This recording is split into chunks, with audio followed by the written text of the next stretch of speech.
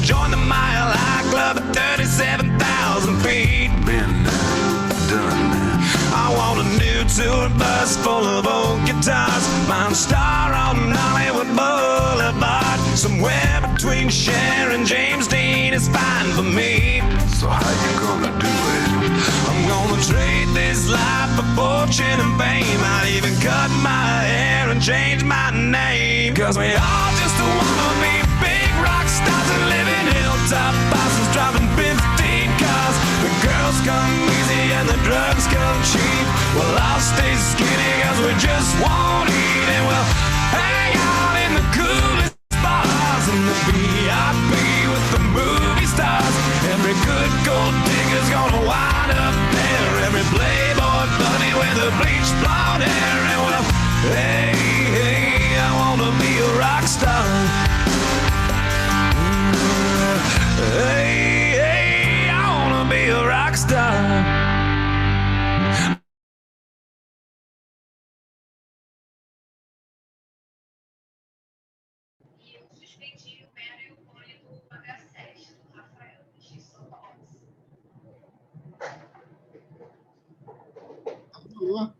Boa tarde. Tá ouvindo?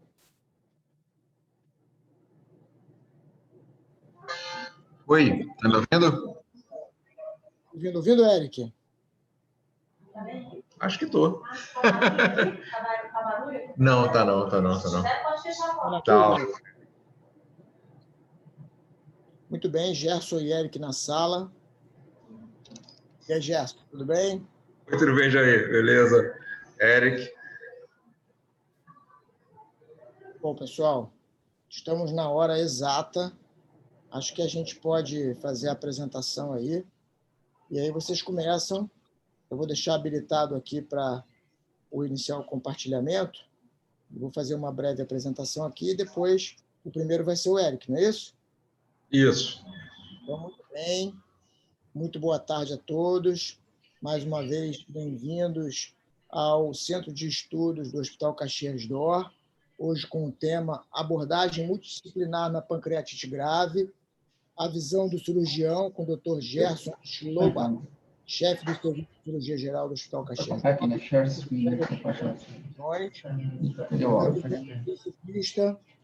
O Dr. Eric Pericmanes, coordenador da UTI adulta do Hospital Caxias, médico intensivista do Hospital Pedro Ernesto, UERJ, e do Hospital Universitário Clementino Fraga Filho, na UFRJ. Muito bem-vindos. Eric, por gentileza, pode compartilhar a sua tela e uma boa apresentação a todos aí.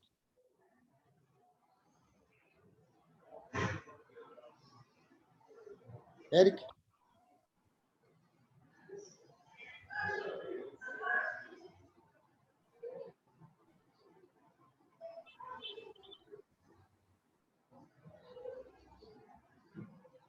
Tudo bem, Eric? Está ouvindo? Está sem áudio.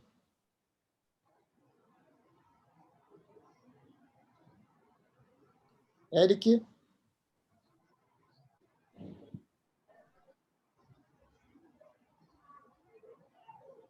Não sei se ele está vendo a gente, Gerson. Eu acho que não. Você está me ouvindo bem? Estou ouvindo bem. Eric?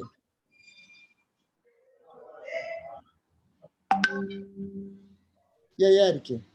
Tem que ativar o som.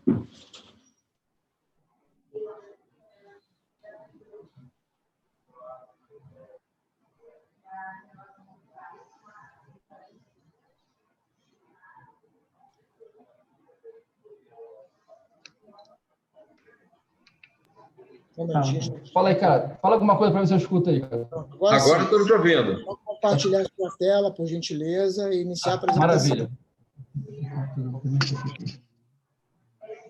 Gerson, só peço para você manter o áudio fechado aí durante, tá bom? Tá ok. Não, peça som. Tá no máximo. Não, a câmera não tem fone, não, né? Não. Aqui embaixo não tem nada. Acho que quer tentar conectar ele primeiro. Não. Hã? Sim. Deixa eu encaminhar para você os e-mails.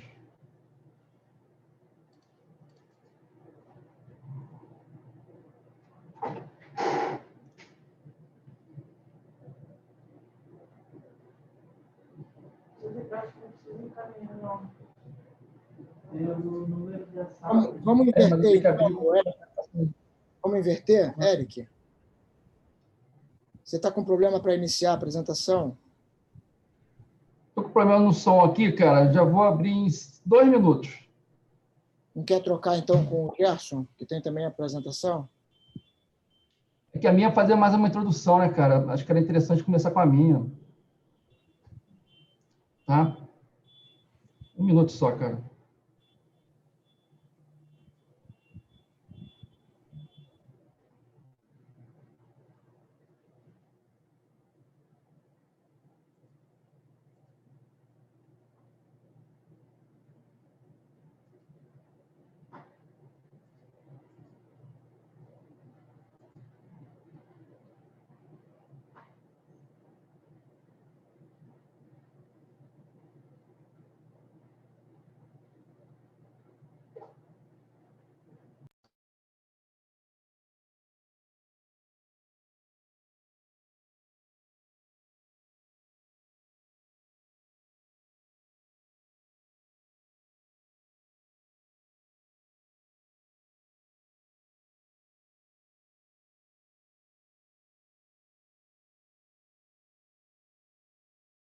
O Eric, seu óculos está fechado. Da Seu óculos máscara. está fechado, Eric. Combinei com ele que vamos todas as vai para a série, todo mundo. Tudo de bom para a série, porque os doentes ficam com acompanhamento, é tudo de bom. Tá? E os doentes ficam muito mais felizes. Por mim, tá. Show.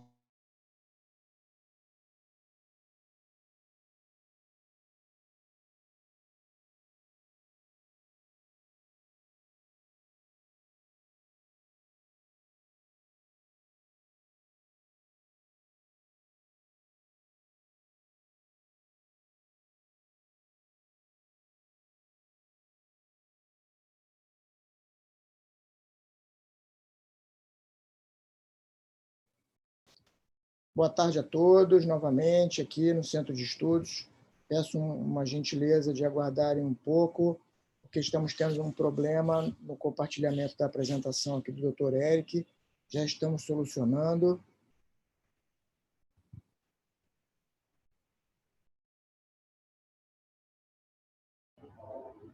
Jair, se quiser que eu comece com a minha, eu posso começar, que é parecida, e o Eric depois emenda. Fala aí.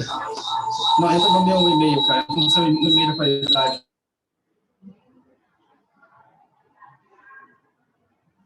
Vamos fazer assim, Gerson, por gentileza, pode compartilhar a sua tela aí? Tá. A gente vai começar primeiro você, melhor, tá bom? Eric Tá, aí vai se legal. preparando enquanto isso. Pode compartilhar, por favor. Estão vendo? Estão vendo a tela aí? Estamos vendo, estamos vendo. Beleza, a gente vai inverter um pouquinho, mas a coisa é bastante simples.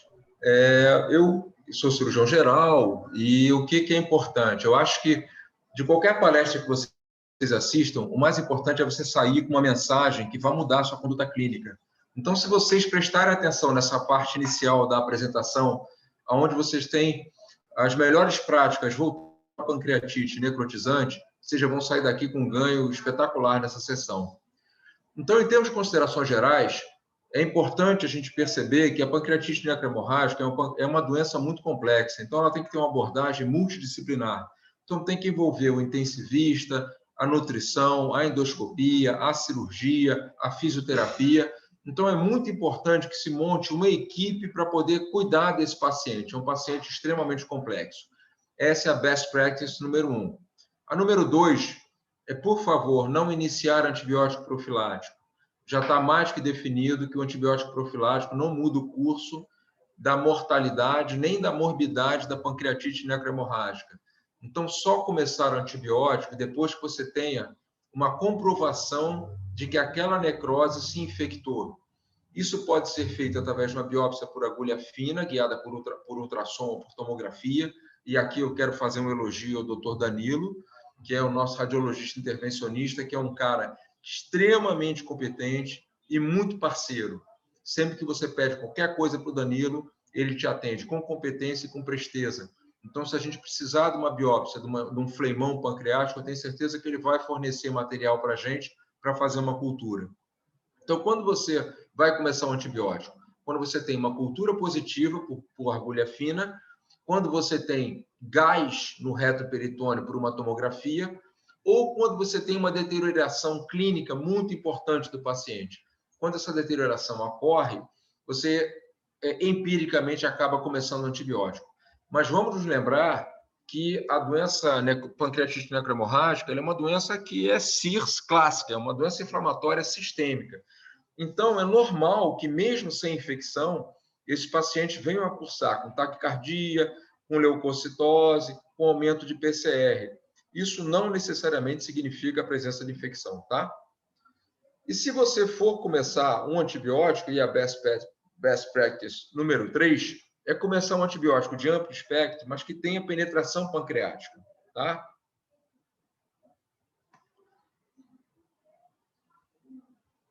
Não está mudando aqui. Mudou. Então, vamos lá. Então, agora, o best practice número 4 seria a alimentação enteral precoce. Todos esses pacientes têm um gasto calórico enorme. Se a gente não alimenta esses pacientes, eles rapidamente entram em fraqueza, de dificuldade respiratória, imunossupressão. Então, é muito importante o suporte nutricional desse paciente, principalmente para você manter a flora intestinal e evitar a colonização por flora hospitalar. Tá? Sempre que possível, utilizar a via enteral. Tá? É muito discutido se a gente pode alimentar via oral ou alimentar através de uma sonda nasojejunal após a segunda, terceira porção do duodeno. Eu gosto de começar com a sonda nasoenteral. Se o paciente tolera, eu aí inicio uma alimentação oral, e aí o paciente, se tolerar a alimentação oral, a gente mantém a alimentação oral. Mas isso é muito importante que a equipe de nutrição do hospital esteja próxima da equipe cirúrgica, da equipe multidisciplinar. Tá? Mas, como princípio, sempre privilegiar a via enteral na nutrição. O guideline número 5 é, se depois de um certo tempo, você passou 2 semanas, 3 semanas, a tomografia mostrou que já existe uma necrose com liquefação, né? E aí, nesse caso, a ressonância é muito importante, você pode indicar a drenagem pelo catéter, tá? Então, drenar e indicação de debridamento é somente para necrose infectada, para necrose estéril, com persistente mal-estar do paciente.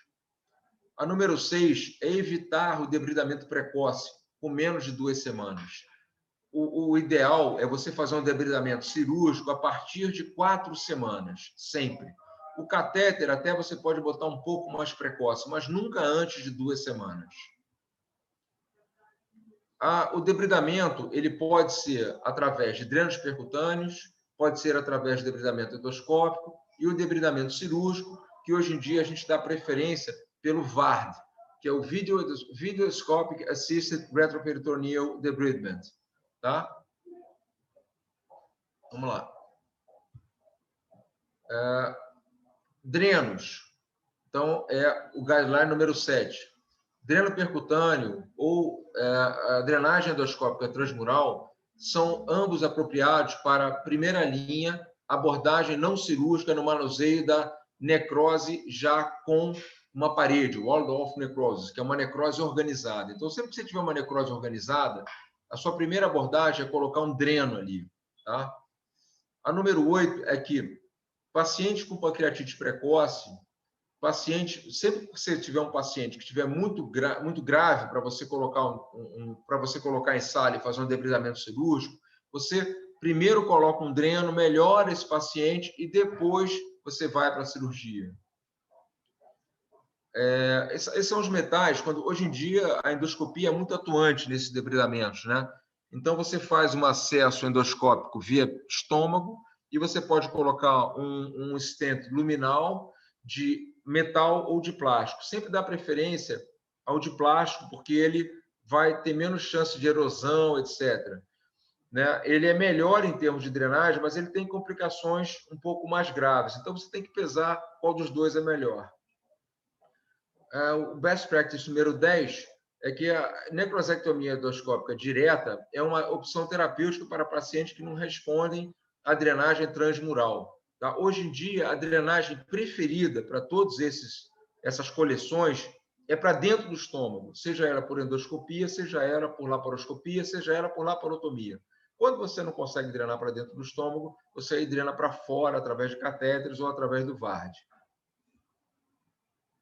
Aqui é um algoritmo que eu não vou perder muito tempo, tenho vários aí.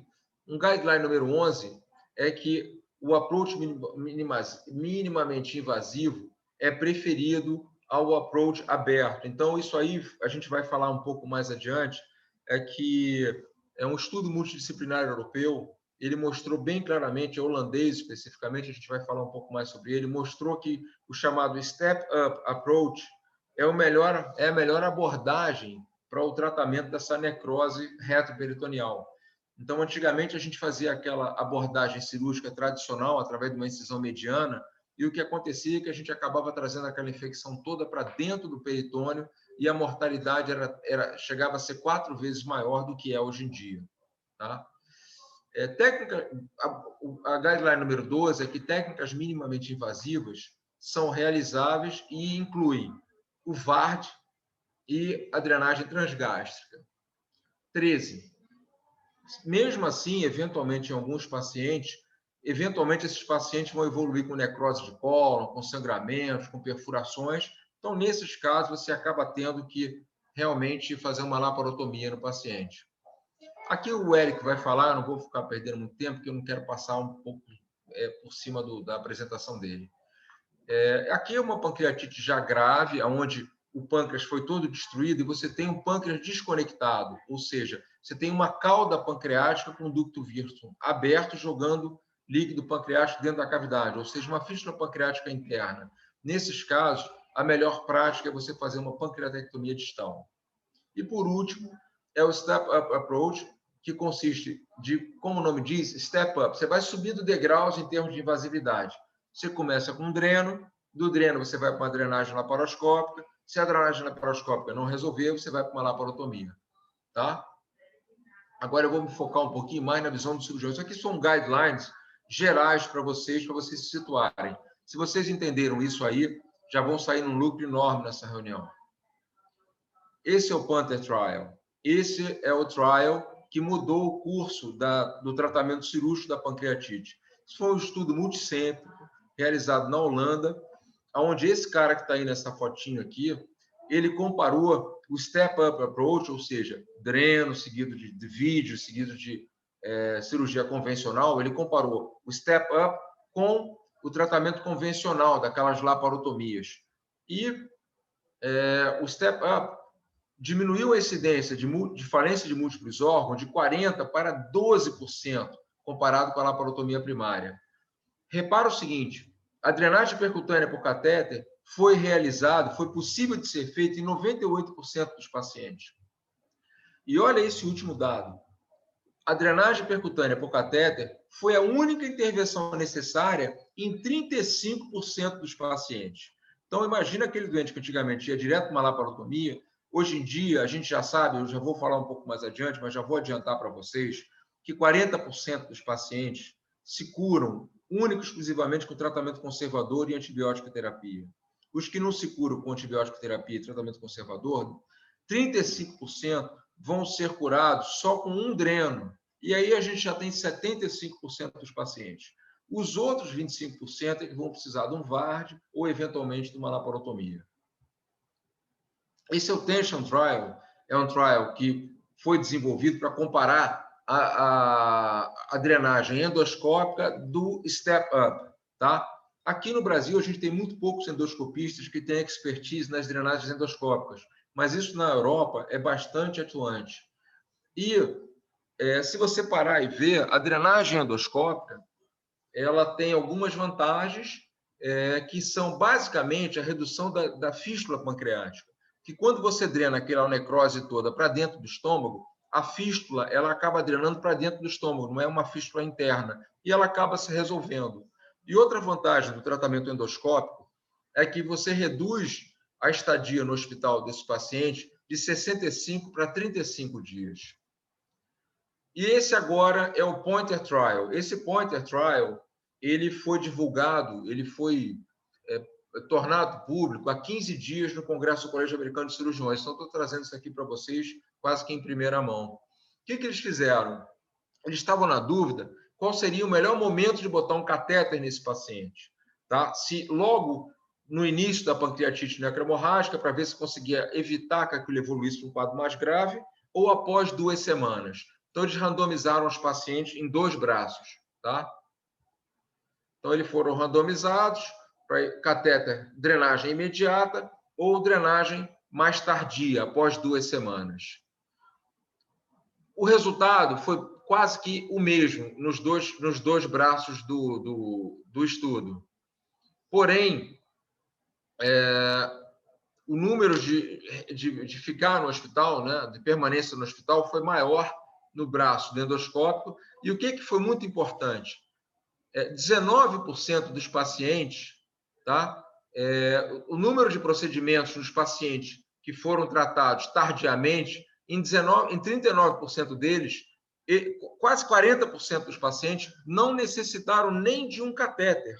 Então, não tem por que você colocar um catéter imediatamente antes das 2 primeiras semanas. Então, esse estudo mostrou que 39% desses pacientes eles não vão precisar de nenhum procedimento, tá? 0 catéter.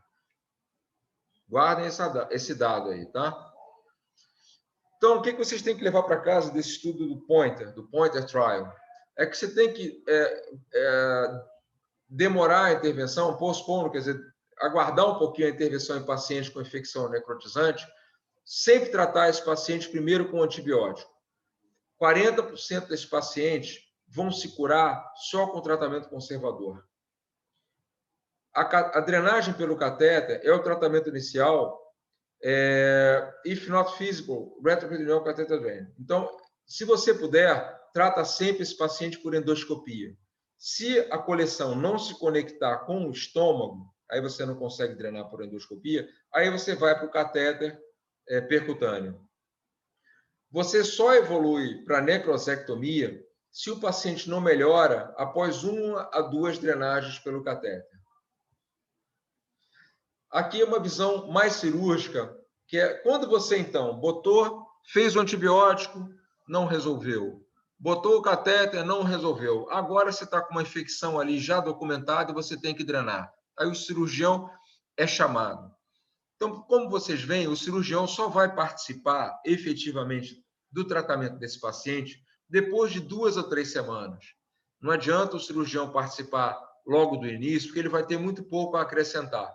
Mas se depois de 2, idealmente de 4 semanas, de tratamento clínico, de drenagem percutânea, o paciente não melhorou, a gente tem que subir um degrau no Step-Up Approach. E aí a gente entra com as drenagens cirúrgicas, sejam elas minimamente invasivas ou abertas. E aí a drenagem vai depender do quê? Do estado clínico do paciente, se o material necrótico está sólido ou se ele está líquido, e principalmente localização, localização e localização. A abordagem vai depender muito da localização desse material necrótico. Então, só lembrando para vocês que a pancreatite é uma doença que começa, e a gente não sabe direito por quê, e depois que ela começa, ela vai seguir o curso dela, independente do que a gente faça. É quase como se você ligasse o disjuntor e aquela necrose pancreática fosse seguindo o curso dela. Toda necrose pancreática, a maior parte daquele material, daquele líquido do reto peritônio, ele se reabsorve espontaneamente. A gente falou ali que 40% dos pacientes vão se tratar só com antibiótico.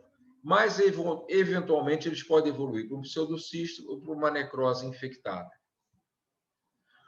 Drenagem percutânea. Ela é útil para o controle inicial da sepse, mas tem uma alta taxa de falência quando utilizada como a última estratégia. Esse cara aqui tem um viés muito cirúrgico, tá? Na minha opinião. ele acredita que você só vai ter uma taxa de sucesso de 10% a 30% com uma drenagem somente. Quando ela funciona, tipicamente necessita de drenagens repetitivas e troca de drenos por um período prolongado de tempo. Então, ele aí propõe... Vai, o próximo. Step up para todo paciente. Então, especificamente esse cara, ele acha que você deve usar o catéter nos pacientes estáveis, nasquelas coleções líquidas e como um guia para você fazer logo uma drenagem cirúrgica laparoscópica. Então, aqui ele mostra uma drenagem laparoscópica cirúrgica, onde você tem uma necrose com gás aqui no reto peritônio e um dreno que é colocado através de pequenas incisões e da colocação de uma ótica nesse espaço. Tá? Deixa eu passar o próximo.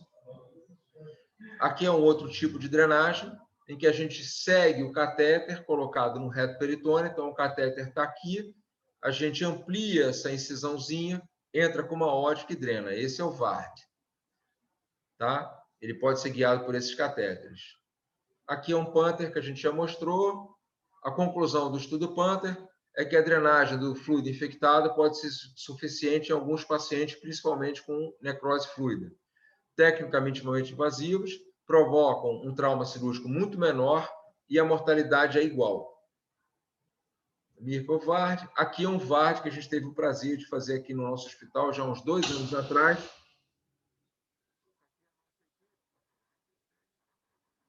É um material necrótico.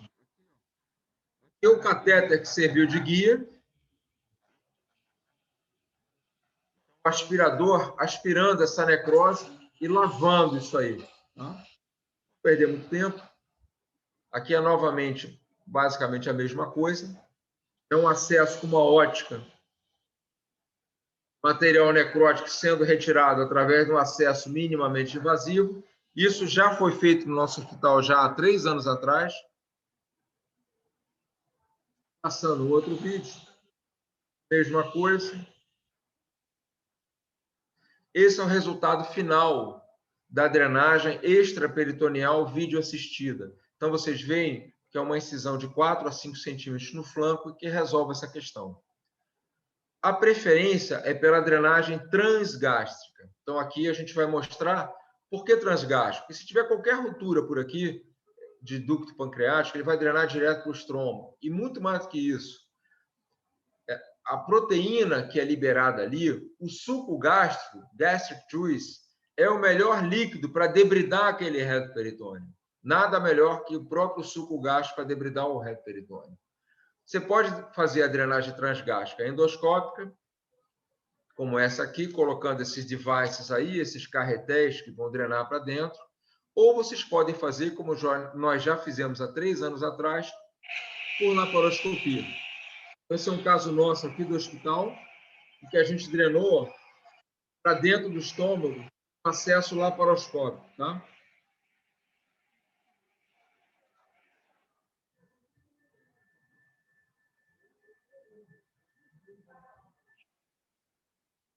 Aqui mostrando o grampeador sendo utilizado e o resultado final da drenagem, que é isso aqui, ó. Tem a área de grampeamento aqui, ó. E olha a necrose, a área de necrose extensa aqui, ó, necrose, grampeamento aqui. Então, todo aquele material necrótico drena para dentro dessa cavidadezinha. Aqui o resultado final, que a gente, ao final da cirurgia, a gente sutura o estômago, fecha o estômago.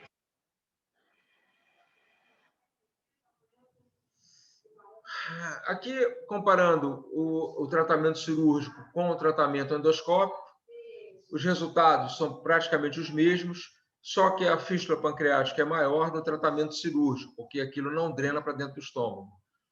E o tempo médio de hospitalização é menor no paciente endoscópico do que no paciente cirúrgico. Então, aqui é um slide mostrando aqui a necrosectomia transgástrica. Ela é preferida, a gente prefere ela sempre. Sempre que você puder fazer a endoscópica, porque não tem incisão, você pode fazer múltiplos procedimentos. você faz uma conexão do estômago com a área de necrose, porém ela tem uma instrumentação limitada. A cirúrgica ela tem uma incisão, embora pequena, é uma intervenção quase sempre única, você pode drenar grandes cistos, e a instrumentação é melhor. E uma grande vantagem, você pode fazer a colestectomia ao mesmo tempo. Então, esse aqui é um algoritmo que eu quero mostrar para vocês. Guarda isso aqui. Quando você tiver uma infecção no reto peritônio e o paciente estiver séptico, você bota um dreno. Se ele melhorar e for líquido, o problema está resolvido. Se não resolveu, você vem para a drenagem cirúrgica. Se for acessível pelo estômago, sim, você drena ou por cirurgia ou por endoscopia. Se não for acessível pelo estômago, a gente vai para o VARD, tá? Então, esse algoritmo aqui é o que orienta o cirurgião na condução dessa necrose pancreática. A gente já está acabando. Takeaways, guardem isso. O manuseio com sucesso da pancreatite necrotizante não é definida por você evitar a cirurgia. Na maior parte das vezes, você vai conseguir evitar a cirurgia. Nenhum approach é apropriado para todos os pacientes e todas as situações. O approach tem que ser individualizado. A estratégia do debridamento deve ser individualizada. Quando a anatomia permite, sempre procurar drenar para dentro do estômago. A expertise local é importante e pode delinear a estratégia para o tratamento. Por exemplo, aqui no hospital, o grupo de endoscopia até hoje não se demonstrou assim muito atuante nesse tipo de paciente. Então, a gente depende muito do grupo de cirurgia. Então, a gente quase sempre acaba drenando por via laparoscópica, seja para dentro do estômago, seja percutânea. Isso aqui é mais do mesmo. E por mim, eu encerro a minha apresentação aqui. E não sei como é que eu volto aqui. Deixa eu ver aqui. Isso. Eu vou interromper aqui a minha... Foi? Já interrompi para você aqui. Tá, beleza. Parabéns, Gerson. Muito legal, lindas imagens. Érico, podemos? Tudo certo? Tudo certo, vamos lá. Só compartilhar, então.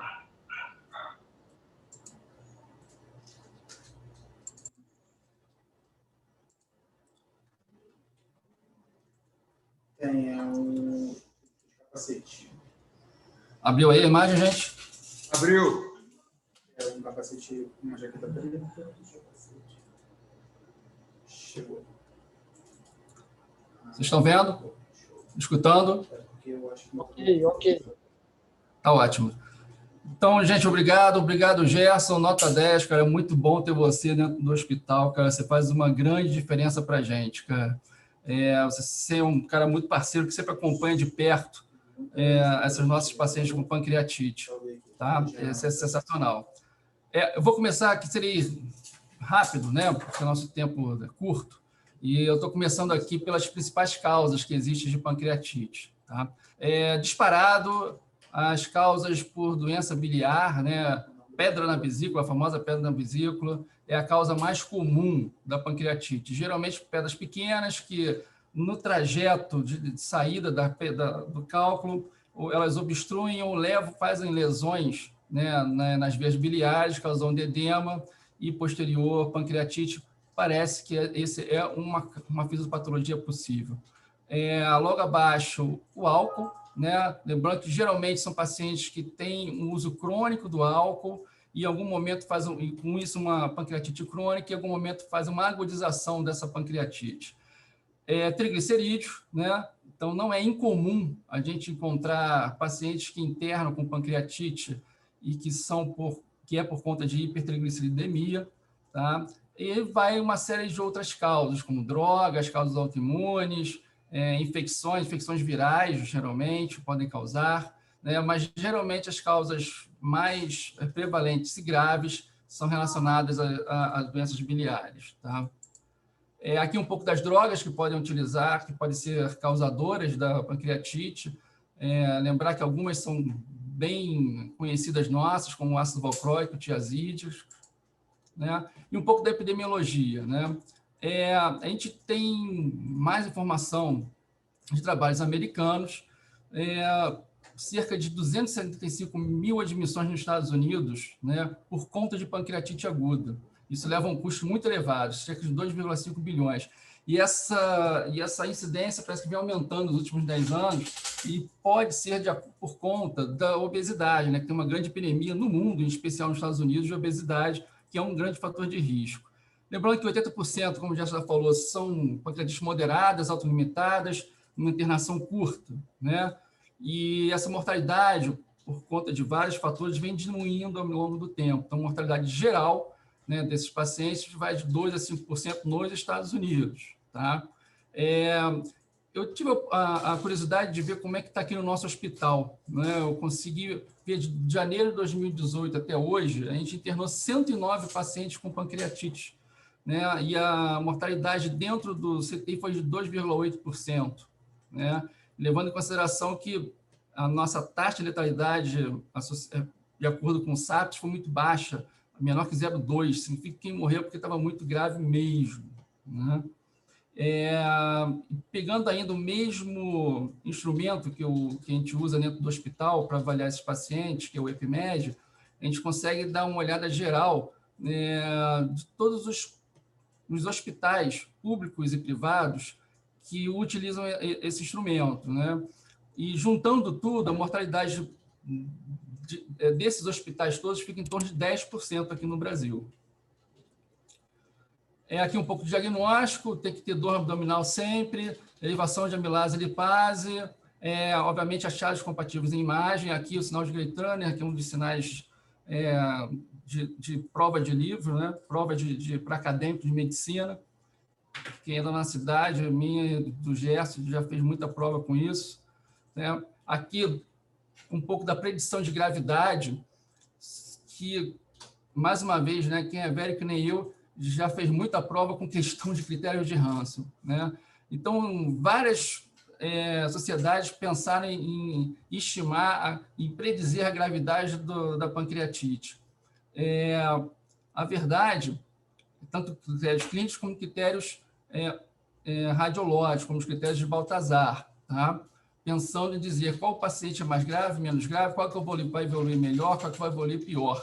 E o grande problema, né? O grande problema é que a pancreatite é uma doença muito instável, ela traiçoeira. Às vezes, um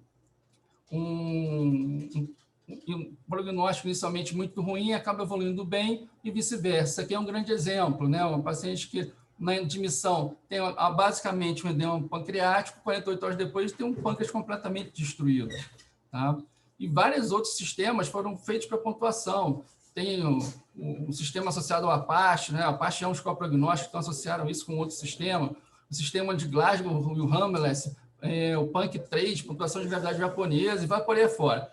Tudo isso, a impressão é que serve para pouco, porque eles causam muito falso positivo e têm sido abandonados ultimamente. Então, como é que eu vou saber se esse paciente é grave ou não é grave, se esses sistemas todos não funcionam de forma adequada? Bom, o principal é entender que é uma doença que causa muita inflamação, tá? E quanto maior a inflamação, pior o prognóstico. Então, a CIRS, que é a resposta inflamatória sistêmica, é talvez o grande diferencial desses pacientes, tá?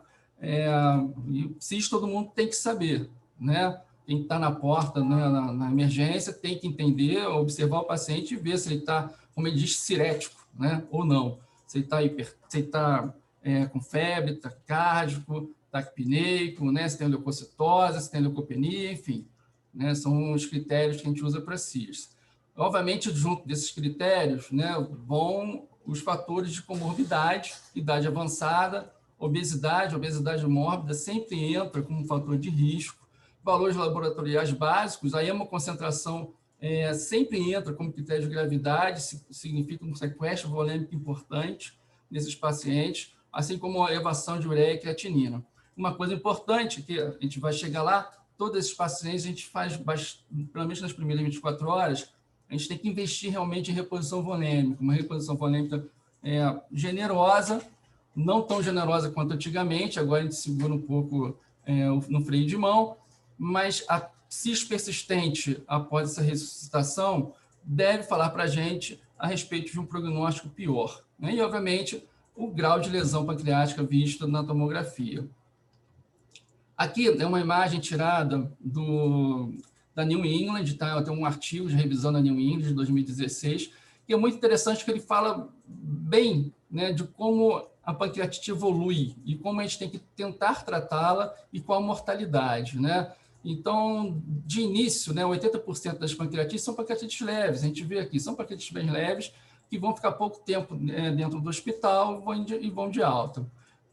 Os outros 20% são as pancreatites necrotizantes, né, que podem ter uma evolução um pouco mais favorável, e tem aquelas que vão evoluir de forma menos favorável, como a inflamação crônica ou com a complicação mais grave, que é a infecção. E esses pacientes que evoluem com a infecção associada à necrose são os pacientes que morrem mais, né? O paciente que vai ter uma mortalidade mais elevada e que a gente vai ter mais dificuldade de manejo.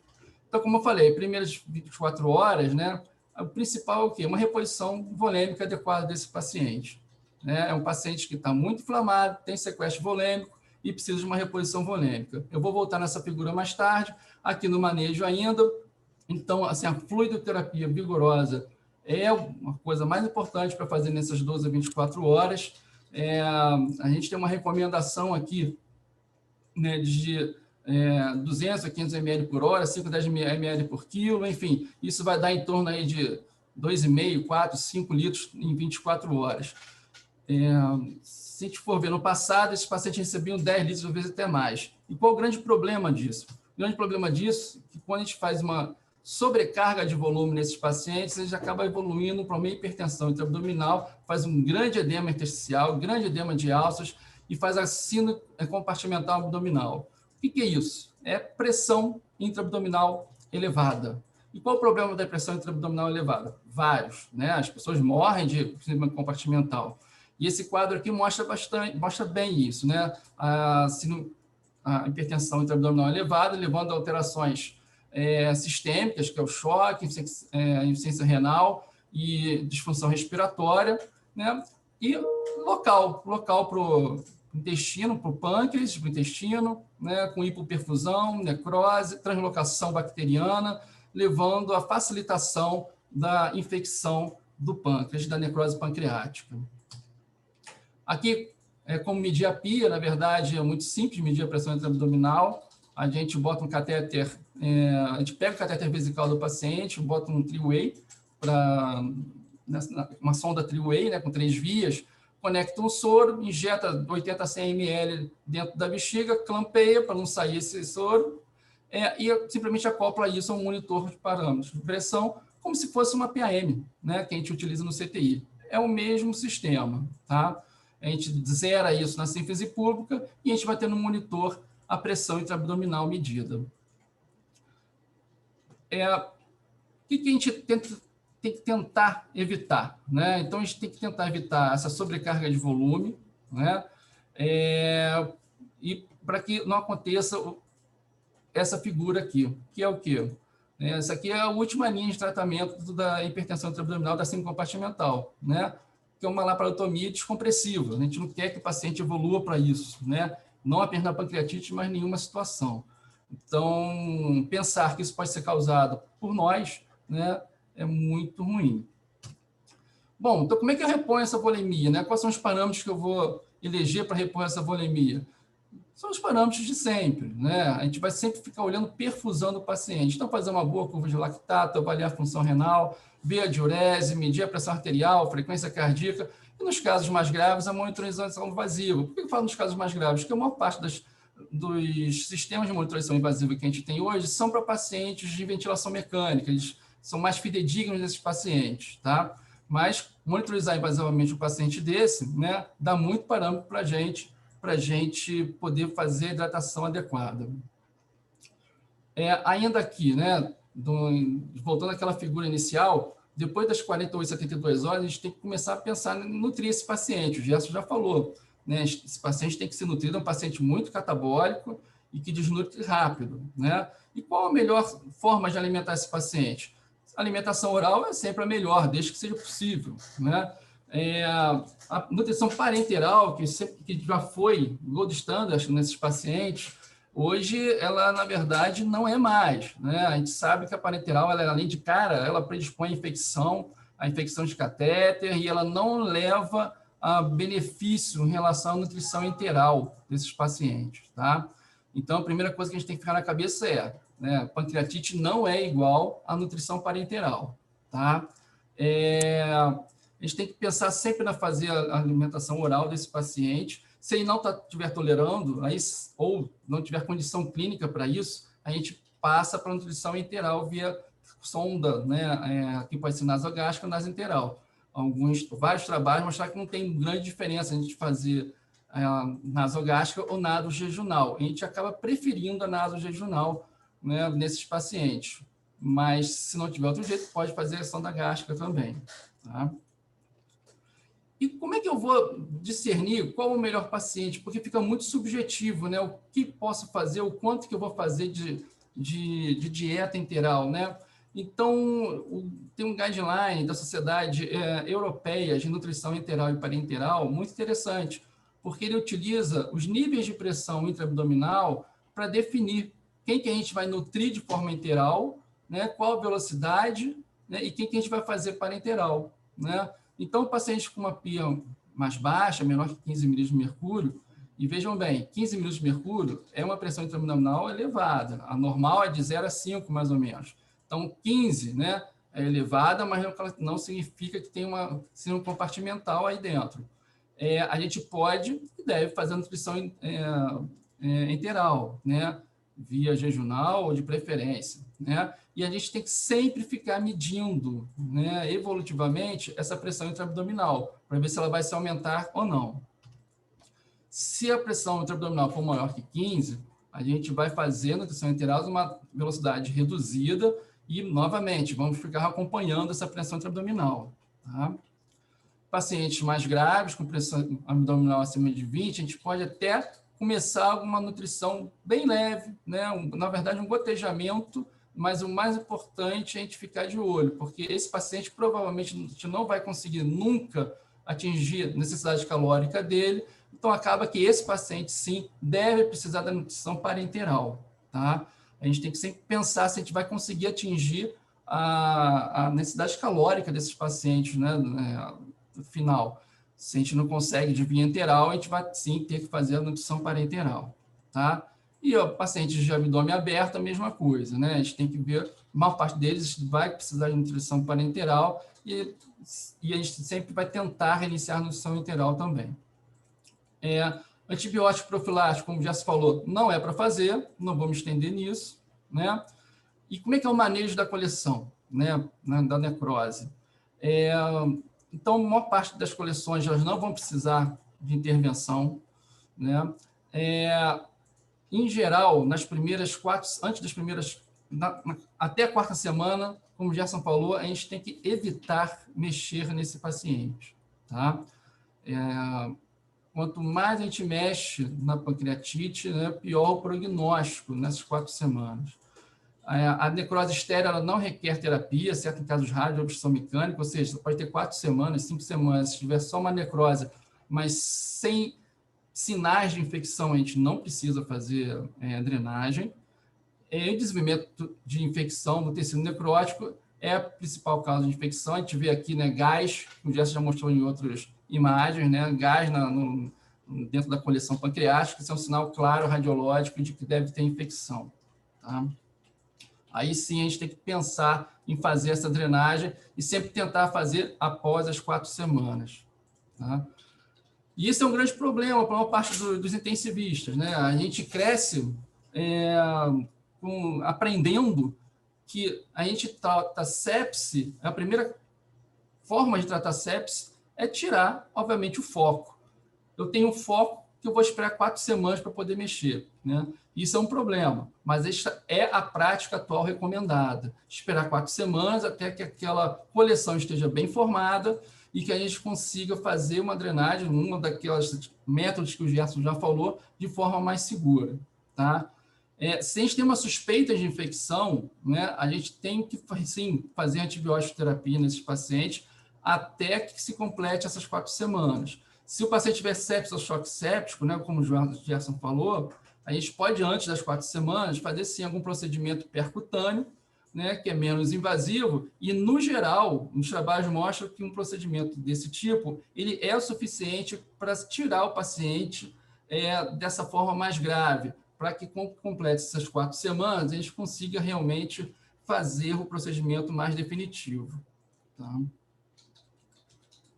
Voltando agora, né, àquela figura, né, a gente já falou, né, obviamente, do tratamento agora esperando as 4 semanas, tá? Eu vou entrar aqui, basicamente, né, na parte de infecção, que agora o Gerson já falou bastante sobre isso, de quanto drenar, né, a partir das 4 semanas, de fazer um antibiótico nesse período, tá? E, obviamente, tentar ver as formas menos invasivas menos invasivas cirúrgicas para esse paciente, tá? Lembrando agora, assim, para finalizar, o Gerson já falou isso, eu vou falar novamente, é uma abordagem sempre multidisciplinar, embora o Gerson tenha falado que o cirurgião entra no final, não, mas a gente sempre pergunta para o cirurgião, a gente sempre quer que o cirurgião acompanhe desde perto, porque a gente sabe que em algum momento talvez ele seja necessário, né, para abordar esse paciente. E é muito importante que o cirurgião esteja perto, vendo, né, conhecendo o paciente, conhecendo a evolução dele. Assim como a gente precisa do suporte nutricional de perto para adequar a dieta do paciente, né? Enfim, assim como a gente precisa de toda a equipe multidisciplinar que está dentro da terapia intensiva. Eu finalizo aqui. Obrigado pela atenção de todo mundo.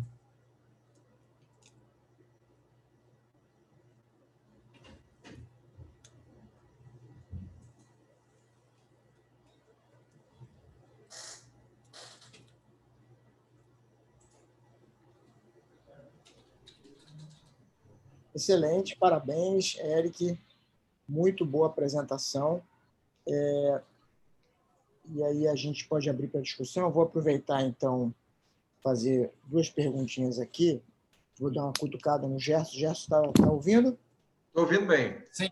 Para os 2, na verdade, coisas da prática. Eu estou só sem vídeo aqui. Eu não estou aparecendo aí. Meu vídeo está bloqueado. Por mim, não. Pronto. Vamos ver. Agora foi. Desbloqueou. Bloqueei, mas tudo bem, vamos embora. Então, Gerson, em relação ao antibiótico, né, eu sei que não é para fazer antibiótico profilaxia, tudo bem, mas gostaria que você pudesse falar um pouco mais, porque a gente vê que isso na prática clínica é uma coisa muito comum, né? Se é um erro, acho que falta um pouco da divulgação porque a gente ouve falar que, no final das contas, pancreatite, por mais que você não tenha, o pessoal coloca logo o antibiótico. Eu acho que é uma mensagem aí, principalmente para essa turma que está se formando agora, seria legal. Olha só, a gente persiste em alguns erros na medicina por uma questão meio intuitiva, né? A gente intuitivamente imagina, o doente está inflamado, está com uma necrose, e aí já quer começar logo o antibiótico. Isso é a pior coisa que você pode fazer, tá? Porque se você começa um antibiótico precocemente, o Eric vai poder falar isso muito melhor do que eu, você já começa a selecionar bactérias que não serão mais sensíveis àquele antibiótico. Então, o doente certamente vai fazer uma infecção por uma bactéria muito mais agressiva e muito mais grave do que ele faria se você não tivesse começado o antibiótico. Então, resumindo, a pancreatite é uma doença inflamatória e a gente confunde muito inflamação com infecção, né? A pancreatite, depois que ela começa, a gente não sabe direito por que ela começa, ela vai seguir o curso dela, independente de qualquer coisa que a gente faça. A gente vai atrás tratando só as complicações. E uma das complicações da pancreatite é a infecção da necrose pancreática. Essa infecção, ela raramente ocorre antes das primeiras 2 semanas. Então, eu consideraria um tempo de corte, em geral, para iniciar uma antibiótico terapia, 2 semanas. Então, eu não faria nenhum antibiótico por 2 semanas. Se após 2 semanas o paciente apresentar deterioração clínica, apresentar gás, ou apresentar uma cultura positiva por punção guiada por tomografia, aí, nesse caso, eu começaria o antibiótico. Então, resumindo, nunca começar o antibiótico antes de 2 semanas, e quando começar após as 2 semanas, fazer guiado pela cultura, se você tiver um radiologista, ou então fazer empiricamente se tiver gás ou o paciente piorar muito clinicamente.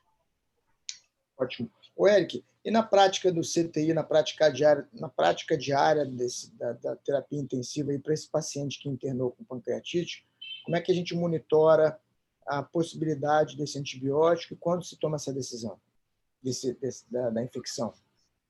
Então, cara, escutar o que o Gerson falou, assim, vindo de um cirurgião, cara, a gente fica muito feliz, né? Porque culturalmente o cirurgião ele não se liga tanto, né, no tratamento do antibiótico, né? E o Gerson foi muito preciso, muito mesmo, né?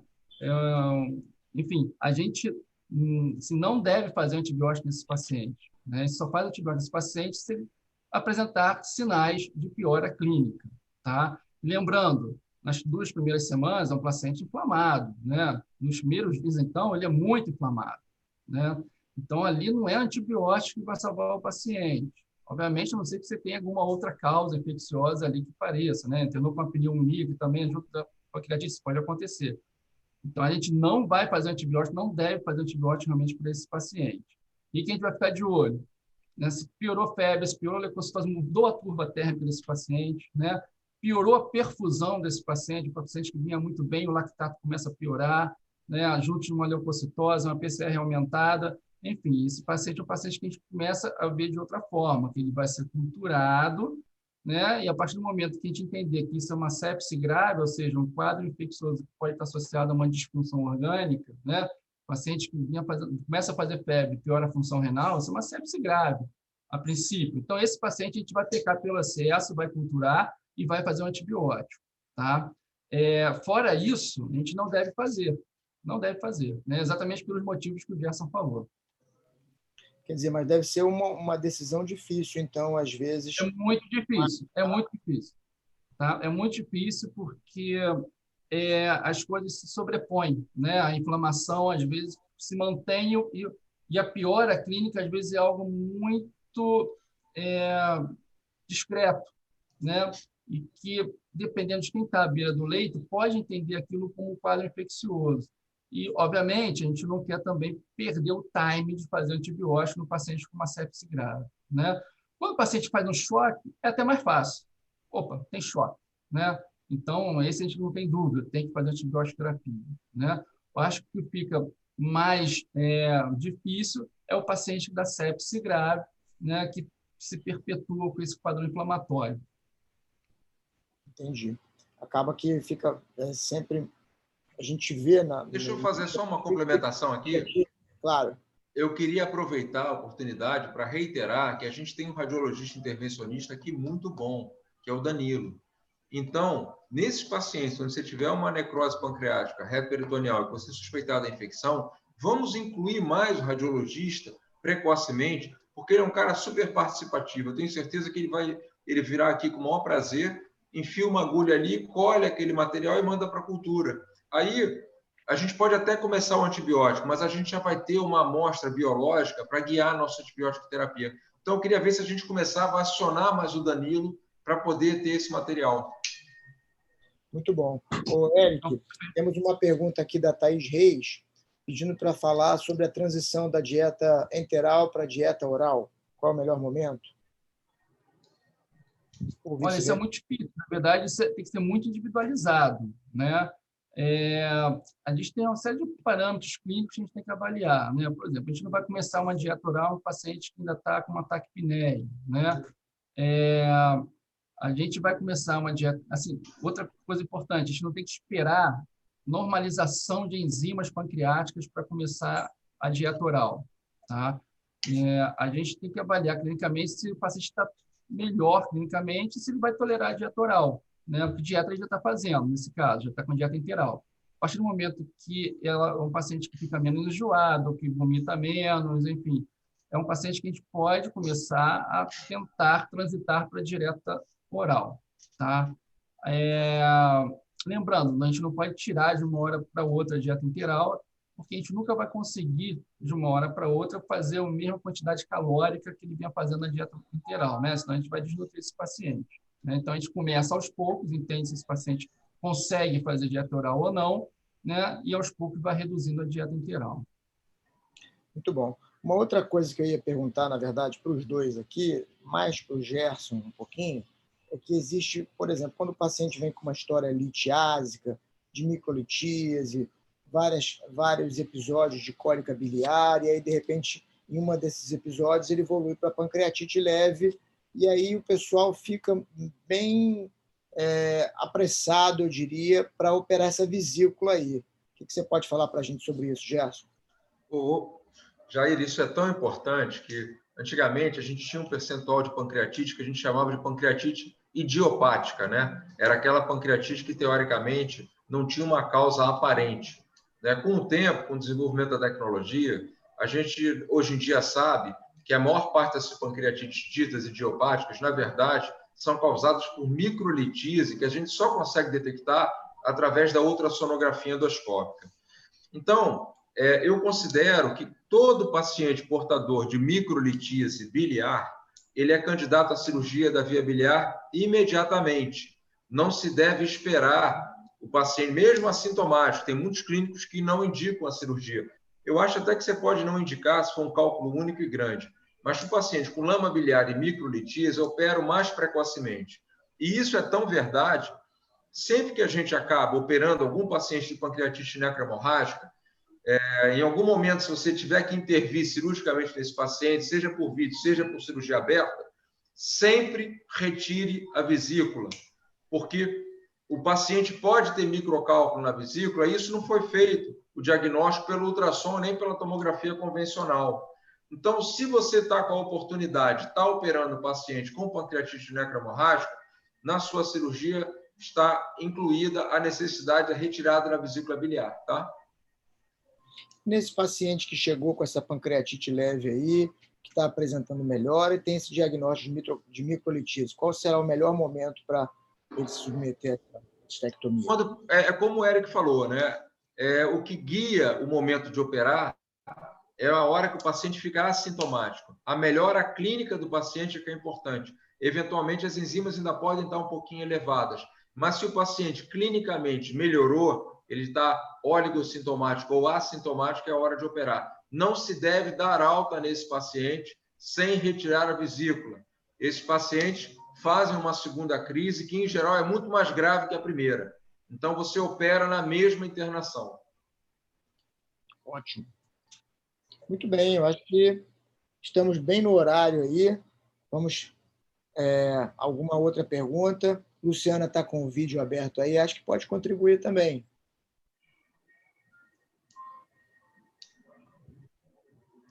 Luciana Vilela. Eu acho que ela está sem som. Está sem áudio? Não, acho que ela está com o som dela bloqueado, não está não, Jair? Nada, está todo mundo desbloqueado aí. Pronto.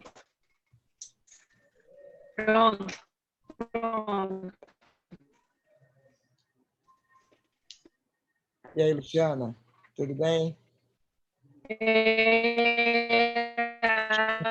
Ela tá ruim. A conexão dela está ruim. A conexão dela. Não tem problema. Prazer ouvir os dois. Parece bêbado. Parece bêbado falando. Não tem problema. A conexão está muito ruim, Luciana. Não consegue se ouvir. Ainda mais que a gente está com 2 pacientes internados no hospital.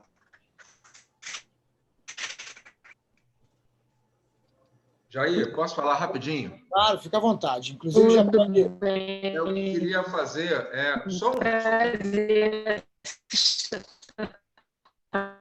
Palestra muito boa.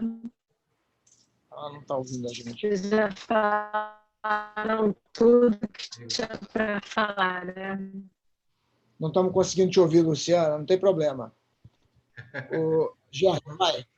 Não, é rapidinho. É só para resumir o seguinte, quer dizer, do ponto de vista do cirurgião, a pancreatite é uma doença de tratamento clínico, tá?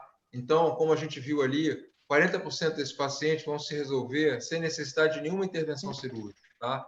Então, o que é importante para ficar como mensagem para casa é: não comece o antibiótico antes de 2 semanas, depois de 2 semanas começa o antibiótico.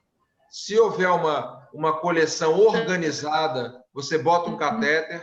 Se o paciente não melhorar com o catéter, você faz uma drenagem minimamente invasiva. E se eventualmente o paciente fizer uma catástrofe abdominal, tipo uma necrose de cólon, aí você vai para uma laparotomia, tá? Então, esse é o tratamento atual. Step up approach. Cada dia você sobe um degrauzinho em termos de invasividade. Excelente. Eu acho que você pode tecer as suas últimas palavras também, por gentileza, Gerson. Depois a gente passa para o Eric para a gente poder encerrar. Não, eu queria agradecer a oportunidade. Você sabe que eu adoro conversar com vocês sobre medicina, principalmente. Eu tenho muito orgulho da equipe aqui do hospital, porque a gente tem uma equipe multidisciplinar, como o Eric mostrou. A nossa mortalidade ela está dentro da mortalidade internacional, nos níveis mais baixos. Você vê a mortalidade lá é de 2 a 5, a gente tem 2,8. E eu gostaria de ver a radiologia e a endoscopia mais envolvidas nesse tratamento, tá? A minha mensagem que eu gostaria de passar é essa. Obrigado, Gerson, parabéns. Eric, por gentileza. Então, queria agradecer também a vocês, cara, ao grupo de estudo todo, Jair, Luciana, Bruno. Enfim, eu acho que essas discussões têm sido muito enriquecedoras, tá? E a mensagem final para a pancreatite acho que do ponto de vista clínico é uma doença inflamatória, né? A gente tem que prestar muita atenção nas primeiras 24 horas para fazer a hidratação do ponto de vista correto, tá? Porque isso pode ser um divisor de águas dentro desse paciente, né? Ou deixá-lo hipovolêmico com hipoperfusão, ou fazer uma sobrecarga de volume, uma hiperidratação e acaba evoluindo para uma hipertensão intraabdominal. Isso, ao longo do tempo, vai ser trágico para o paciente. Muito bom, muito obrigado. Obrigado a todos. Obrigado, Luciano. Infelizmente, não conseguimos ouvir porque a sua internet está instável, não tem problema. Obrigado pela participação. É muito bom saber que o Hospital Caxias-Dó está preparado para admitir e atender, né, com excelência esses pacientes que internam na UTI, que eventualmente vão precisar de abordagem cirúrgica, e também com a medicina, com a radiologia intervencionista. A gente fica muito tranquilo, todos nós somos usuários, né, do Caxias-Dó, e a gente tem orgulho, sim, como o Gerson disse, de fazer parte desse time. Muito bem, muito obrigado a todos. Semana que vem teremos outro tema. Um abraço, parabéns.